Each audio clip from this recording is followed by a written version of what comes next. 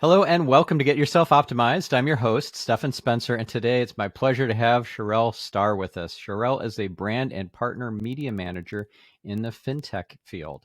She's an online journalist and a contributor and featured lifestyle tech and fashion expert for on-air segments. As a former foster care youth, she now advocates as an appointed board member of CASA New York City and City Living New York. Charell is well-versed in storytelling, marketing, and fashion tech innovations. She speaks to empower other women to advocate for themselves in negotiations, businesses to tell their unique stories, and audiences to embrace their past to propel their future. Charell, it's so great to have you on the show. Oh, thank you so much for having me on. It is my pleasure, and I was really impressed with what you were doing out there in the world to bring attention to the plight that a lot of foster children have and problems that there are in the foster care system.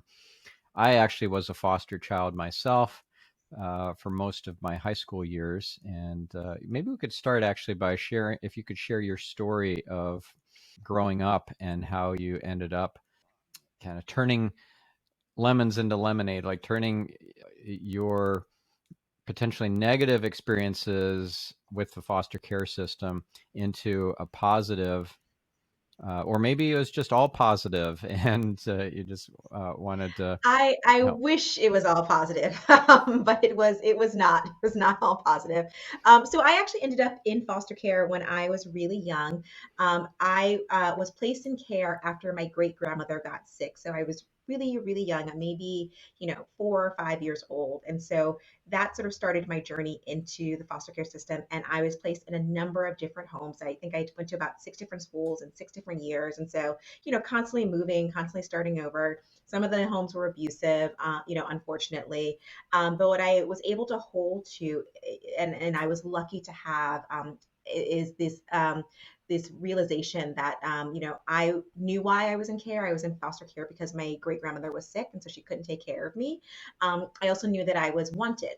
I knew that if she hadn't been sick, I would have still been living with her. And so I was very lucky to have that knowledge, and that sort of base, because a lot of youth don't have that when they're in care. And so they go into care and they don't know why they're there, and they don't know how long they're going to be there. And people are saying these things like, you're not wanted and you're never going to go home. Like these were things that were said to me, but I knew that wasn't true. I knew that I was wanted and that I was loved. So that just sort of started me on this journey, of having some sort of focus and having some sort of grounding that I was able to, carry with me as I moved from school to school. As I ended up being reunified with my mother, I did actually go back to live with her. When I was older, and then when I went off to like boarding school, I got a scholarship to go to boarding school, and then I got a scholarship to go to college, and so I always had this sort of momentum behind me, and I think it was always based on that foundation of love that I got with my great grandmother, and I'm very very thankful for that. And so when you say, oh, I was able to turn lemons into lemonade, really I just sort of blocked out the bad and just tried to keep moving forward. Mm, right. And so I can relate to what you're saying about feeling that you were in the system not because you were rejected, but it just was facilitated by a declining health of your caretaker, and that happened to me. I was being raised by my grandfather at the time, and Mm. he had a heart attack, and Oh, his recovery was not easy, and he just yeah, he couldn't care for me anymore. yeah. And so I was surprised that he had contacted children's services. This is when I was, I think, a freshman in high school, but Mm. it made sense. Like Right. I didn't feel like it was random or some unwarranted reaction to my bad behavior or something like that. Now, Right. You were lucky to know exactly what was causing it, and why he made the call, and also like you knew that he was not well. Like you were in that environment where you could actually probably see that. So having that, I think, puts you in a different mindset when you mhm, enter care. yeah, yeah. Now, a lot of kids don't have that. I wouldn't call it luxury, but that the benefit of that clear reason that was outside of Yes. their own behavior. So some kids feel like that they're being discarded, that they're not 100%. wanted, and not only are they not wanted and then they end up in the system, but they're not wanted once they're in the system either, and kind of becomes a self-fulfilling prophecy too, because if they feel unwanted in the first place, then they act out, and then that acting out accelerates them getting moved on to another place, and the way it's done is so thoughtless and Hmm. kind of cruel. Like Careless. all their stuff is loaded into a black trash bag as if their belongings are trash. Yeah, as if they are trash. I've had that happen to me. I know exactly what that feels like. And I want to make it very clear for your listeners, kids don't end up in foster care because they have done something bad. They're not juvenile delinquents. They end up in care because something bad has happened to them or around them. And so they're either being abused or neglected. And so that's how they end up in care, but they themselves have done nothing wrong. And so when no one tells them why they end up in care, yes, they might act out in their first home. This is not the place that they used to live. This is not their family. No one's giving them any information about how long they're going to be here, why they're here, when do they get to leave. And so, that's just re-traumatizing them. And then you move them from home to home. And so if your viewers take nothing from our conversation today, it's just to have a little, nothing else. It's to have a little more empathy for those youth who are find themselves in these situations, because again, it's no fault of their own. Yeah, yeah. I actually have been on some TV segments talking about foster care and how there are some big myths about foster children, that they Mm-hmm. are delinquents and that's why Yes. they're in the system is one of them. And yeah, so what would be some of your biggest myths about foster care and foster children? I mean, you hit on a big one, the delinquents one, and the way this myth has come about is very, very interesting because there is a foster care to prison pipeline. There 100% there is one, but the way it takes place is we take youth who've done nothing wrong, and we put them in homes where they don't have stability, and they have to fend for themselves, and then they end up creating committing some sort of crime because they don't have support. So that's one way. Another way is we take youth again who've done nothing wrong and put them in care, and we put them in juvenile delinquent environments, because there's no other room for them, there's no other placement, there's no other home for them to go. So we put them in these environments, and who are they surrounded with people who are actually in a juvenile delinquent sort of situation, and so they end up sort of carrying that baggage. So we basically create this sort of self-fulfilling prophecy for youth we put in these situations when again they've entered care for no fault of their own, through no fault of their own. So that's one big one that I like to correct. Also, the other one that I like to correct is that we need to write off, like that you should write off youth who've been through care. Youth who are in care need our support, they need our empathy, they need resources, they need people to be in their corner, they don't need to be written off.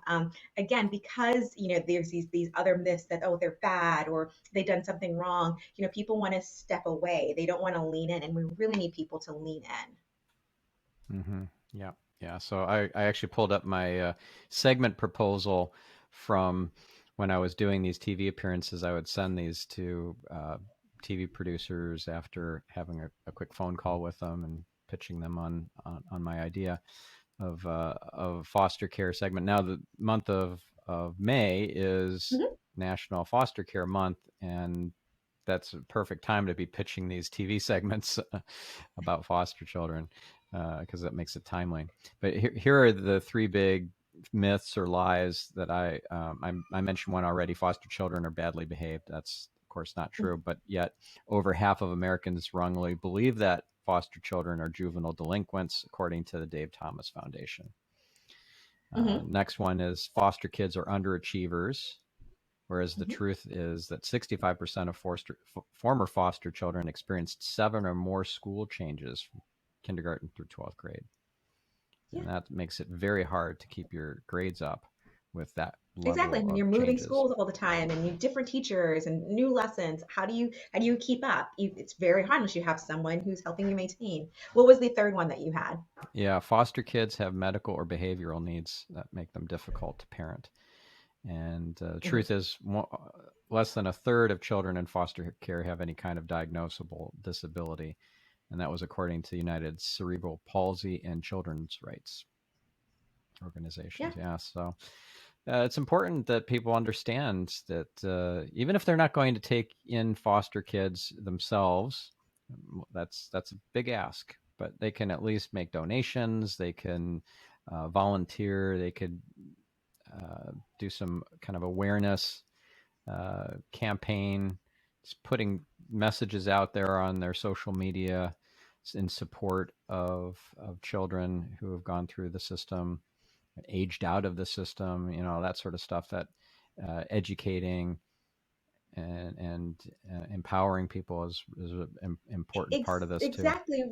Yeah, exactly right. The volunteering, the not overlooking, foster youth and making sure you're keeping opportunities open. One big one I always tell people as well is internships, ensuring that your internships are being advertised with, foster care organizations and volunteer organizations as well, because foster youth don't hear about these opportunities. And you were talking about, closing the educational gap for them. Well, also we want to make sure that they're prepared once they leave school and have the skill set, to go and find a job and be able to work and be successful. So ensuring that your company is advertising things like internships, entry level jobs, those sort of things, in areas, and with organizations that support foster youth can go a big way. Yeah. Yep. So, what started you down this path of assisting foster youth and the awareness and the making this more of a mission? How did this all begin for you?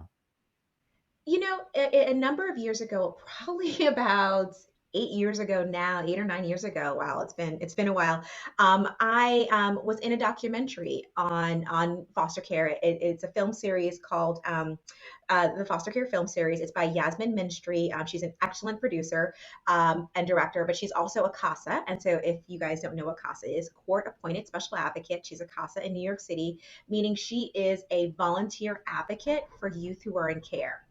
And she, as a volunteer advocate, she realized that she actually had more say for the lives of foster youth, than the youth themselves did. And so she started this documentary series, and I was actually her first subject, in the documentary series. And so we filmed that again about 8 years ago, and then I've begun to do Q&As around the country, speaking at different film festivals, speaking in front of judges, speaking in front of potential foster parents and adoptive parents, and really just educating them on not only my experience, but the experiences of other youth within care. And from that, it just sort of grew into this passion for me, of wanting to make sure that, youth who were in care didn't have to go through the same traumas and knew that there was someone out there speaking on their behalf and advocating for them. So it really just sort of snowballed, from me opening up and sharing my story to wanting to go further and helping others. Mm, very cool. Now, you had a feature in the Humans of New York, and why don't you explain what that is? Because not all of my listeners or viewers are familiar with it, and how that impacted your mission and your awareness building. Yeah, so Humans of New York, if you guys have not read it, it is the best thing on the internet, hands down. I am an avid, Humans of New York reader, and essentially what it is, it's an Instagram and Facebook, sort of, profile on usually a random individual, in New York City, but he's done profiles on people all over the globe. But basically, it's you telling him a story, or you telling a story about you, and these tend to go viral, these stories, because, the, founder of Humans of New York, Brandon, he's just an incredible storyteller. And, even when he was interviewing me, like, I knew I wanted to make sure I chatted about my foster care experience, and because again I'm a focused advocate about that, but I had no idea which angle he was going to take, or the way he sort of guided me into telling, some stories that I hadn't even thought about in years. It's absolutely incredible. But you can follow him on Humans of New York on Instagram, on Facebook.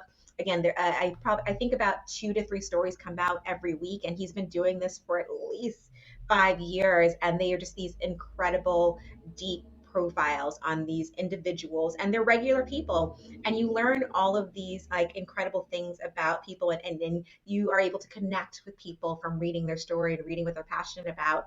And so in my particular Humans of New York piece, we talked about my time in care, from the first time I went to my first home, some of the trauma that I experienced in that particular home, some of the trauma that I carried with me even as an adult, and sort of me dealing with that trauma and overcoming that trauma through the years. And I think he did a wonderful job. A lot of people connected with me, through the story itself, and then reached out to me on social media and sharing their personal stories. I had so many DMs and so many messages, and all positive, from people who had been in foster care, people who had never been in foster care, never, even thought about foster care, people who wanted to figure out a way to help. And we were able to raise about $150,000 for CASA NYC, because I actually asked, if anyone wanted to support youth in care, after reading my story, to make a donation to CASA, and we raised $150,000,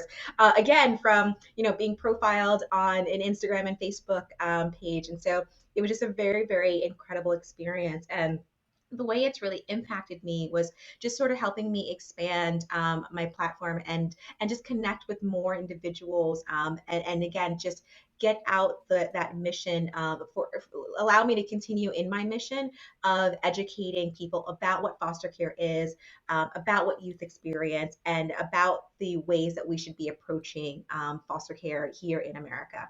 And so it was a really incredible, really amazing experience, and I am so happy for it. But again, I can't plug this enough. If you've not read A Humans of New York story, definitely go follow him on Instagram and Facebook, because they are all incredible profiles.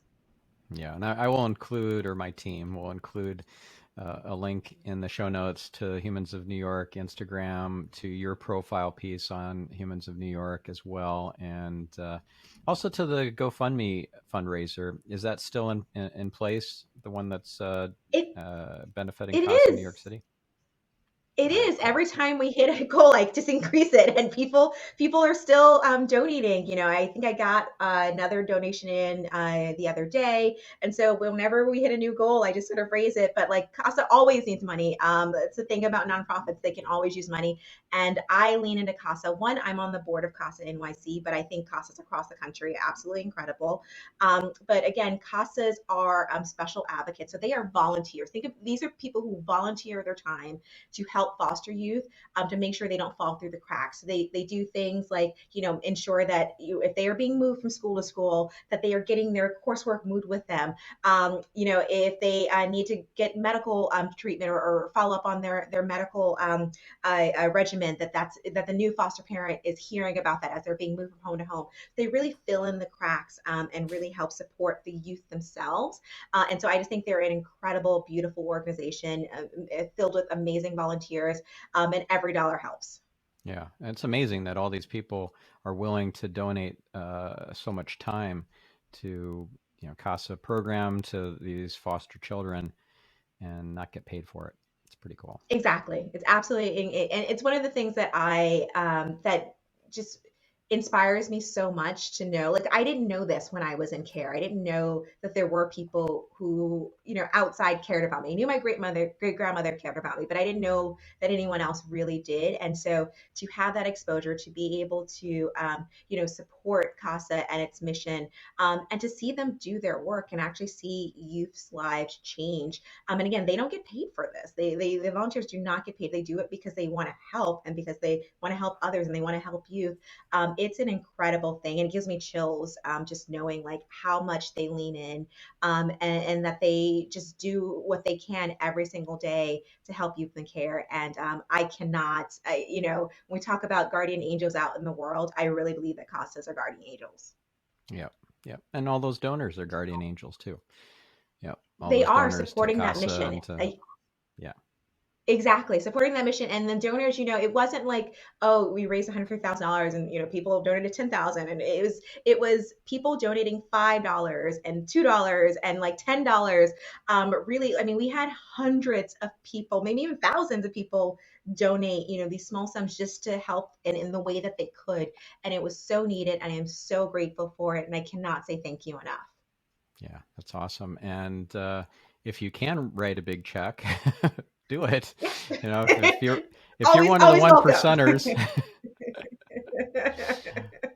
I don't know if you've seen the top donations in your GoFundMe. If there's that link to sort by donation amount. You might recognize the I name there. haven't seen the link to sort by donation. I get too caught up in because people write notes and I'm trying to respond to the notes and thank them. I didn't know you could sort by donation amount. I just sort of try to go Yeah. through, and I don't know that I'll ever be able to write thank yous to everyone. But I just sort of go through in the order that they've donated and sort of try to thank them. Yeah, there's a button underneath the latest donations. Like there's five featured as the latest Uh-huh. donations, but it says see top donations. You click on that. Oh, Yeah, yeah. You don't I have to will do it check it right now. out. I am curious. Yeah, yeah. Okay. So besides CASA, there are other organizations that are doing really great things for the foster kids out there. Together We Rise, Mhm. the pajama program, what is it?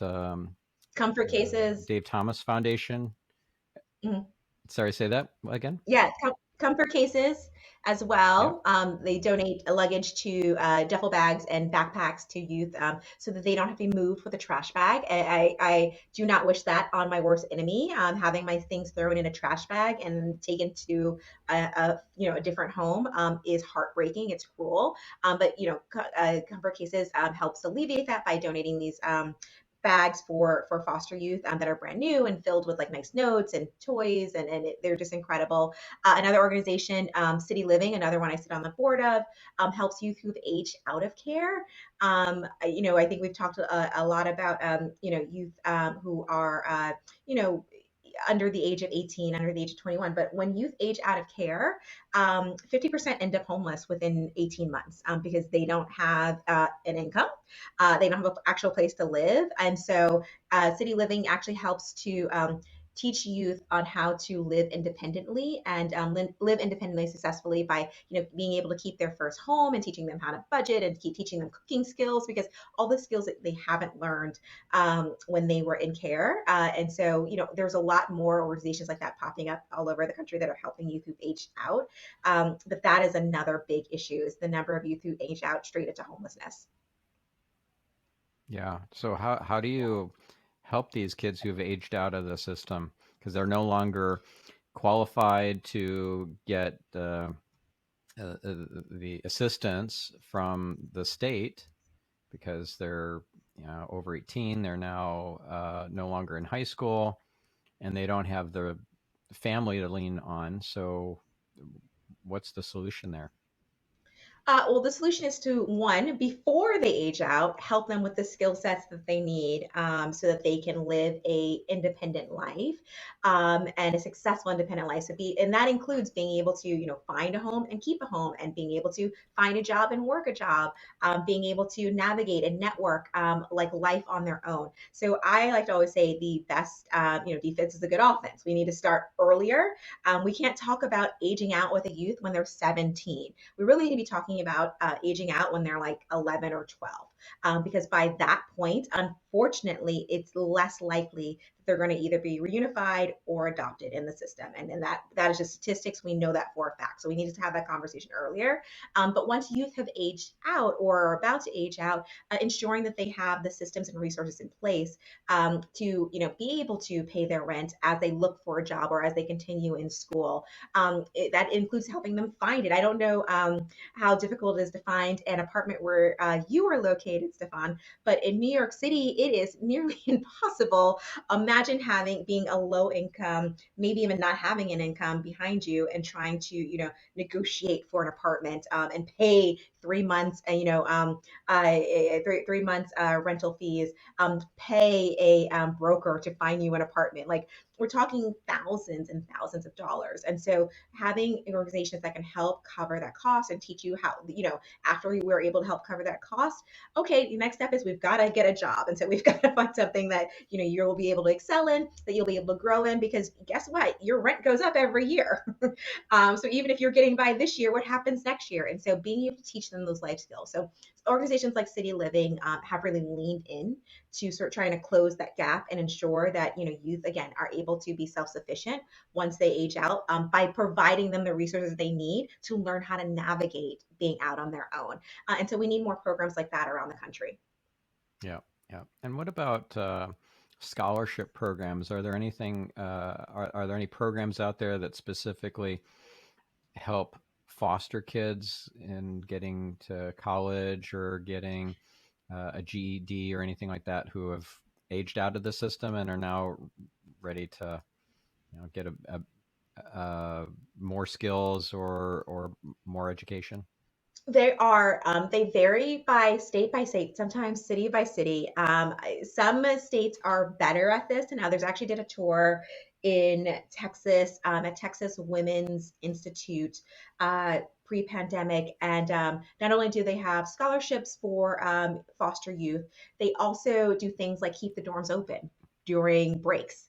Because guess what? At Christmas break or spring break, youth don't have any place to go. So, or summer break, so keeping the dorms open. So, actually thinking through what foster youth need to be able to excel in their classes. And that means having a consistent roof over their head so they can lean into schooling.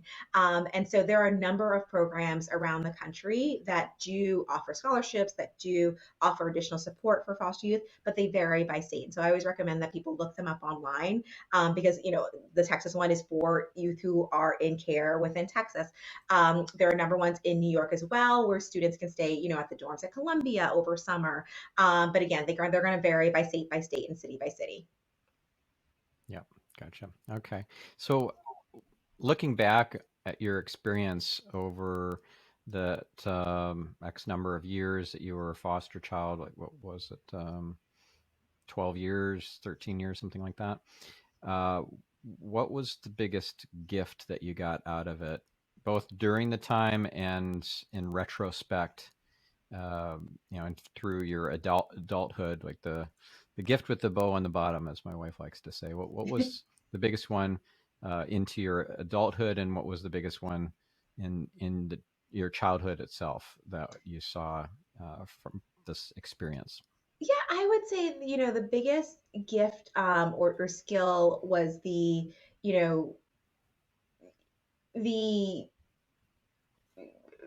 unfortunately being forced to not give in, being forced to not internalize negativity, because even as a young child I could see that that wasn't going to get me anywhere.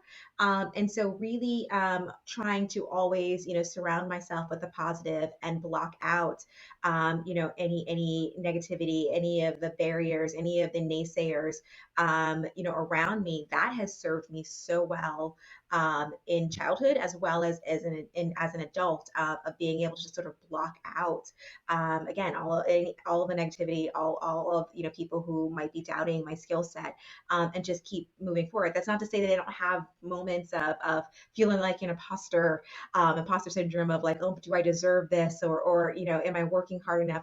I have those feelings as well. I mean, we all do. But on a whole, I think, going through that and seeing that the people who were saying these things to me, and being able to be clear-eyed about, like, you're saying these things to me because you don't have the things you want, but I could just choose not to listen to you and just keep moving forward. That that is the biggest gift, that I could say, because it has propelled me to always continue forward and always continue going after my goals, and knowing that I can change my goals as I go, and knowing that I can keep evolving as I go, and that I'm never set or never stuck. That is something that I took from being in care.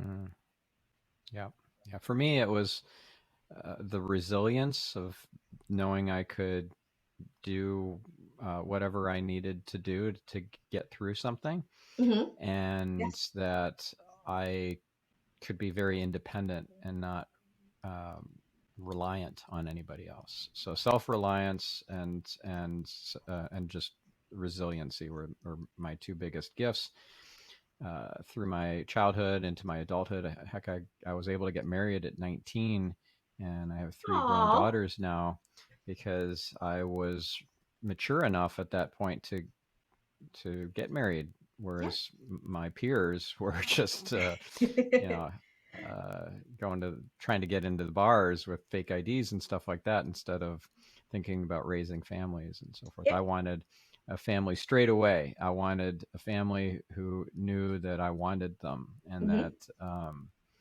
was, stable and so forth. So yeah, I definitely got lots of gifts from it. It also, it's surprisingly, it's not the usual circumstance for foster kids, but I have still an amazing relationship with my foster mother, and we're talking decades and decades later now. I'm in my early That's 50s, so that incredible. yeah, yeah, she's a big part of my life. In fact, I recently learned last year about this concept of soul contracts, and I do know it to be true. That's it's a belief. Many will argue like this is a belief. Religious beliefs, spiritual beliefs, they're all beliefs, right? Unless you prove it to me. But I do know with every fiber of my being that there are spiritual soul contracts that we agree to before we incarnate, and that my foster mother, agreed to uh, be my foster mother and to help raise me before either one of us incarnated. Before either one of us was born. And if, I think through all your challenges and all the strife and all the spectacular failures with this new lens of like, well, everything was kind of uh, pre-decided ahead of time by you and your loved ones and the people who you've interacted with. And so it's your soulmate, your kids, your parents, your business partners, your employers, your best friends. They've all agreed, and you've agreed to enter into these relationships before you were born. I have a whole episode on this podcast about this thing of soul contracts, where I interviewed Vasandra Gupta, Mm. actually the lady that I learned initially about soul contracts from, because I Googled it, and her article on myspiritualshenanigans.com was what appeared on page one that I read first. So I ended up having her on the show. So I don't know what your thoughts are about that, but I'd be curious to hear what do you think about this idea of soul contracts? So I'm not familiar with soul contracts, but what I will say is, I think, in life, there's the family you're born with, and then there's the family we choose, and the people that we choose to make relationships with. And, those relationships can be deeper, um, more important, richer sometimes than the family relationships that you were born with. And I think that's a good thing. I think, again, there's the family you're born with and the family you choose. And I think the people that you choose, you need to hold them close. I think you need to support them in the ways they support you, and never take them for granted. And so, as long as you are doing that and you are being a true partner in that relationship, to your friends, to your found family, I think that is so important, and that's how we get through life, is by bringing these people closer, bringing others closer. And bringing people closer who want to walk the same journey as you, who want to see you win, and do things to ensure that you win and support you in the ways to help you win. And you need to do the same for them. And I think that, building those types of relationships are very important. Yeah, yeah. So, what would be an example of a relationship that from your chosen family that has stood the test of time, and in what way?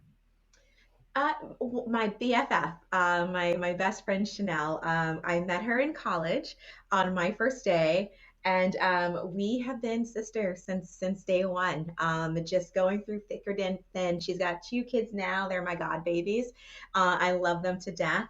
But literally, someone who is stuck by me, in sort of the topsy turvy, world, and journey that I have been on, since she and I met, going through college and me traveling abroad, and the working world, and recessions, and pandemics, and just always having her there, and just always she's just always been so supportive of me, and again, just being my sister. Like I don't even think of her as a friend. We're family.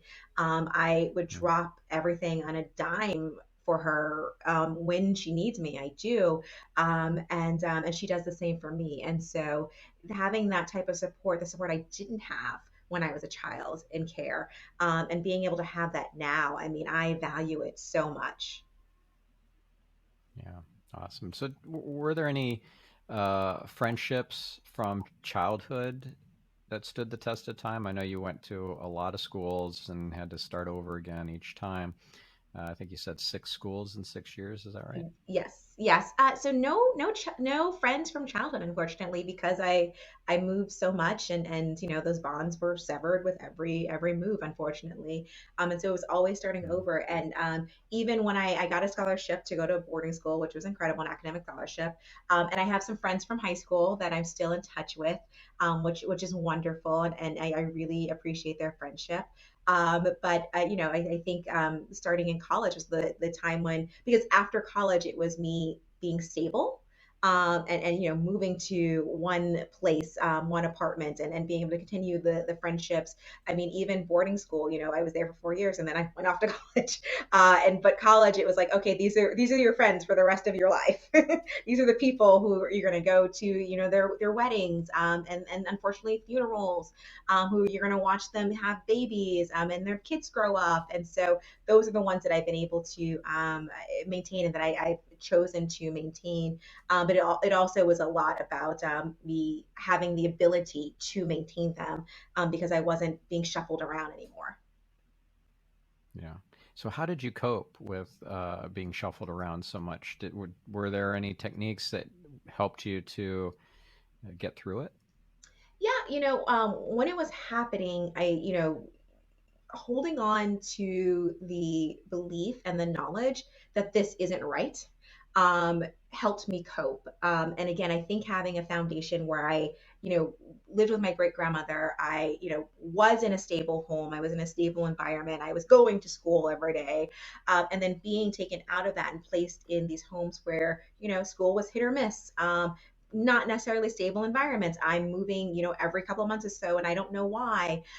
People are saying really, really cruel things, and like I'm being abused. And so, but having that foundation of knowing what stability and love and support was like, um, I knew that, like, this isn't right. I knew not to say that to adults around me, because I didn't want to get in trouble, or get abused worse. But like in the back of my head, that is what gave me comfort, and just kept me sane. Of like, this is not how this is supposed to be, and that's just something that I took with me, as I moved through care. But that gave me comfort of this isn't right, and it's because I had a something to compare it to prior to coming into care.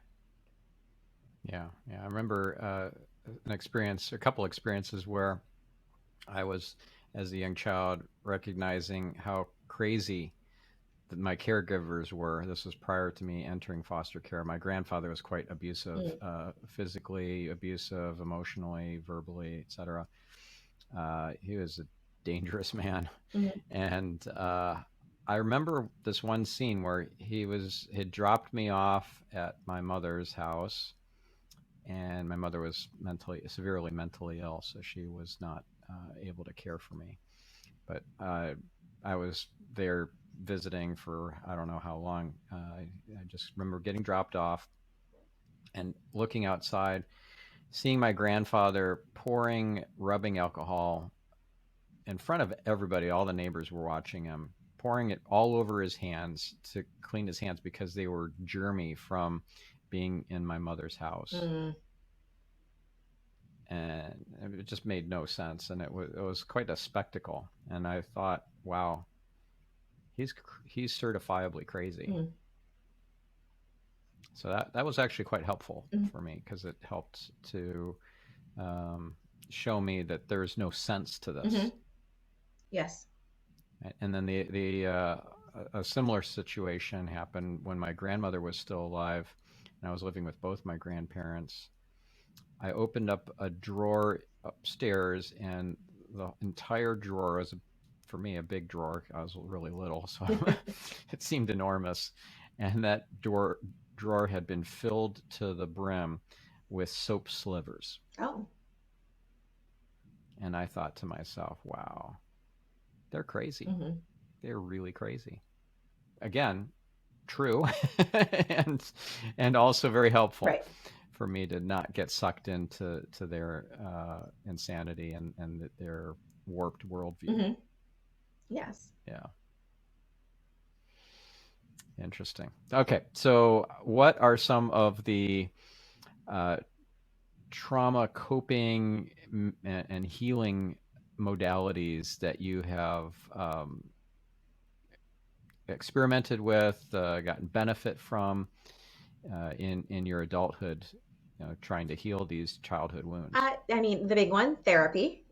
Going to therapy, finding a therapist who understood the trauma that foster youth experience. So actually having someone experience in my type of trauma, in my type of sort of upbringing, but going to therapy and being able to talk it out, um, and dealing with things that had become triggers for me as an adult because I hadn't dealt with them when I was younger. I didn't have the ability to deal with them when I was younger. No one ever offered me therapy when I was in care, even though they're supposed to. And so, actually having therapy and being able to go to therapy, um, opening up to my friends, especially about my time in care, answering their questions has been very therapeutic as well. Sharing my story, not keeping it bottled up, actually advocating for other youth, and not allowing sort of my pain and trauma to just be mine, but actually use it as a motivating factor to make changes within the foster care system as well as for the lives of others. Because if nothing else, me sharing what I went through lets another youth know that they aren't crazy, that this shouldn't be this way. And that can give them comfort, just the same way me knowing that it wasn't supposed to be this way gave me comfort. And so I try to share my story as much as possible, talk with as many foster youth and organizations that support foster youth as possible. But really, those have been my coping mechanisms as I have gotten older. It's not keeping it bottled up, basically. Mm-hmm. Now, have you found that your traumas and uh, difficulties from childhood have benefited you in the professional world, like as a fashion expert and journalist and so forth? Yes. So some of them have. Some have been. Some have helped me. Some have hindered me, unfortunately. And those are the things I work out with my therapist. But yes, I would say on the positive side, I am no nonsense about trusting my gut.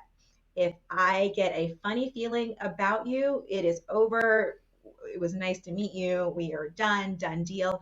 And that feeling, that trusting my gut, that knowing that my gut has never led me wrong, even when I was in care, and being able to recognize things in people that maybe they don't even recognize in themselves, has kept me safe. And so I lean into that in my professional career. If it is an environment that sounds off, as I'm interviewing for a role or a new team, I will resend. I will back out of this. This is not for me.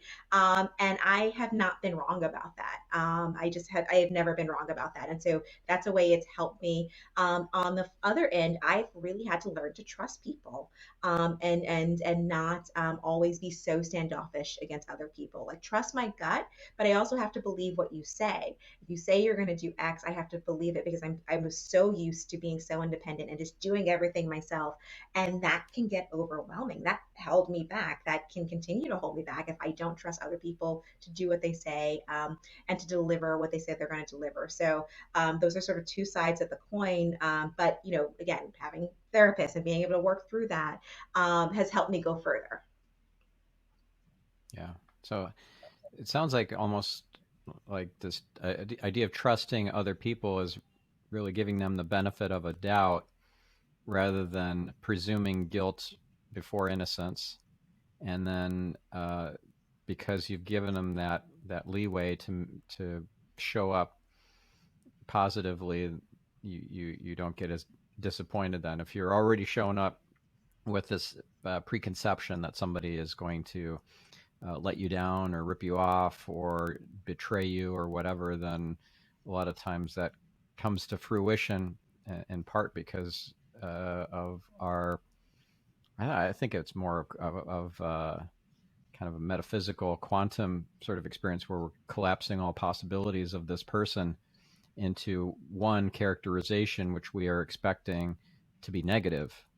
And lo and behold, it ends up being that way. Whereas if we expect positive interactions and behaviors, then we're a lot more likely to see that in the person because that's Yeah, and part of our manifesting agreed. it. And I think it's also the energy you put out there. And so if you're expecting someone to let you down or betray you or not follow through or not deliver, that's the energy you are putting out in the world, and that's the energy they are receiving. So maybe they would have done X, Y, and Z, but all they felt was negativity coming from you. All they felt was that you weren't believing in their skill set or their ability, and so they didn't go the extra mile for you. And so you have to be conscious of that. Like I believe trust your gut and trust your instinct, but you have to be able to see the difference between when your gut is saying red flag and when it's just saying like I just don't know this person. And so you have to be able to decipher between the two, and trust those people who are just like I just don't know. So I have to assume the best intentions, and I'm going to go with that. But again, a red flag, you run. Gotcha. Now, how did you get into fashion, and what would be the biggest breakthrough that you had in that area? So fashion is something I've always been into. It's actually something I take from and got from my great grandmother. She had this beautiful wardrobe, a closet, growing up, and so I was able to like play with her clothes, and I just remember how well she used to dress, and so fashion's always been there for me and in the back of my worldview. A number of years ago, I started blogging and I started writing about like fashion and beauty as well as technology. And I was covering the latest trends on my blog. And I started getting invited to talk about these things on TV, on local news shows. What's coming up this spring and what should we be looking for on Fashion Week. And so I sort of, went with it. I leaned into it. And I learned that I really love talking about fashion and I love doing it on camera. And so it just sort of, the fact that I had this background and this like original love for it, and I just started telling stories about it. People gravitated and wanted to hear more. We talk more about it, and do it in a really fun and positive and interesting way, in a way that people can relate to. It's not about wearing couture, to take out your laundry, but like finding items that make you feel really good about yourself and make you feel really comfortable and make you smile. And so that's really the sort of angle and approach I take to fashion. And when I share it on different shows, that's always what I try to leave viewers with. Mm. Now, there's something that you said in the write up on the profile piece on Humans of New York, which related to a bully in your Mhm. school that bullied you in the boarding school, and that she accused you of within earshot of having cheap Yes. clothes. How was that an influence in your fashion career and your kind of your interest in fashion? How did that help shape you positively or negatively? In the time period, it was horrible. Because my boarding school is a wealthy boarding school. Again, I was a scholarship kid at this boarding school, and I'm being bullied by someone who's a wealthy kid and is talking really nasty things about me, and that was really really hard. But what I will say is, in how it influenced me in my career and in the fashion picks or the fashion trends that I tend to lean into for my followers, for my viewers.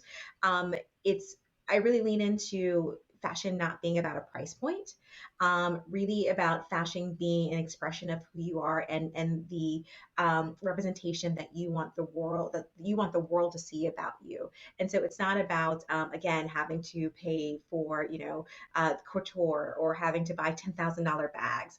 You can find something just as cute at Target or TJ Maxx as you can, at Paris Fashion Week. And so just knowing that, and knowing that it's not about what you spend, it's how you present yourself and how, that look makes you feel and what you want to say to the world. I think that's how it's influenced me. It should have never been about how much my clothes cost.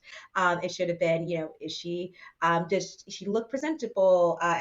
Does is she getting all her schoolwork done? Do people want to be around her? Is she a good person? Those are the things that I try to speak with my clothes, that I want my clothes to say about me. And so I really try to, again, have my followers and my viewers really think about what they want their clothes to say about them, and know it doesn't matter what they spend on them. It matters that their clothes project those feelings, those emotions, those values to people around them. And so that's how it's really impacted me. Yeah. Now you mentioned your followers. You have something like 33,000 followers on Instagram, which is not too shabby. Congratulations Thank on you. that. Now, one of your recent questions that you posed to your fans and followers was, "How long is a child with a foster family?" So it's kind of like a quiz question, I guess. What is the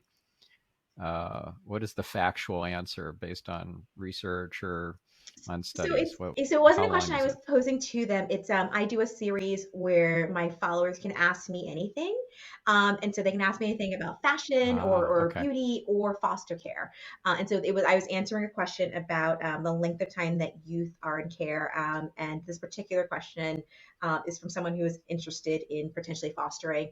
And so the answer to that is it varies. The average length of time a youth is in care is about 2 years, and that's just average. But youth are in Hmm. care, longer, way longer than that. They can be in care their entire lives.